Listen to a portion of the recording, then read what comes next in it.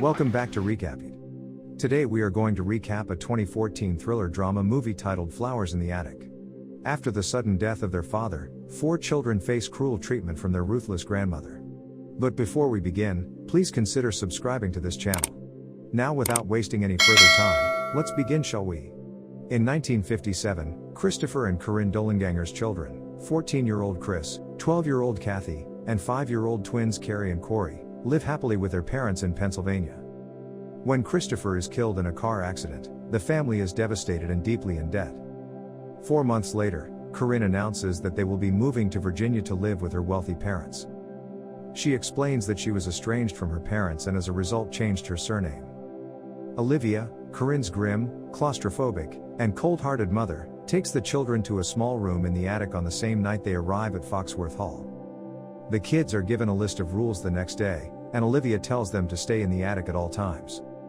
Corinne explains that her father, Malcolm, disowned her and disinherited them for eloping with Christopher, who was actually her biological half-uncle. She promises the kids that she will make her father forgive her, and that once he does, she will introduce him to the kids, and they will live happily ever after at Foxworth Hall. Corinne's trips to the attic become less frequent as she grows accustomed to her newfound wealth and begins a relationship with her father's lawyer, Bart Winslow. She tells the kids that while her father has forgiven her, she won't let them meet him because she claims she didn't have any children, so they'll have to stay in the attic until Malcolm passes away. 1 year has passed in this manner.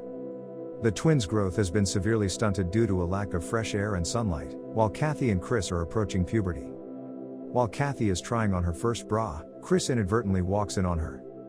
Olivia apprehends them, calls them sinners, and attempts to punish Kathy by cutting off her hair.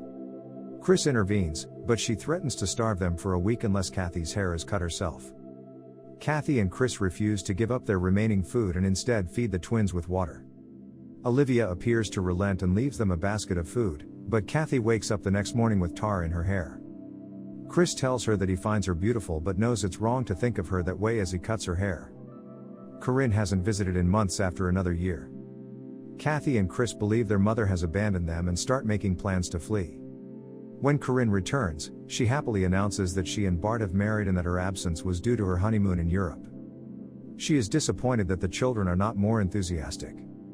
Olivia quickly arrives with sugar-dusted donuts, which she claims are a gift from their mother.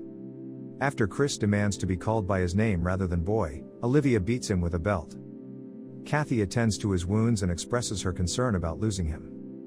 Chris kisses her and assures her that nothing will happen to him. When Olivia arrives to deliver their food, Chris informs her that she was correct in her assessment of them as devil's spawn and begs forgiveness. Chris reveals that the entire scene was a ruse to get a soap impression of the attic key, and he carves a wooden replica after she leaves.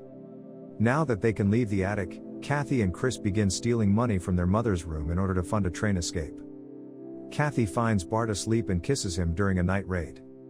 Later, Chris overhears his mother and Bart discussing a dream in which a young blonde-haired girl enters the room and kisses Bart. Chris confronts Kathy, who assures him that the kiss had no meaning for her and that she had only done it out of curiosity. She kisses him and they have an intimate moment.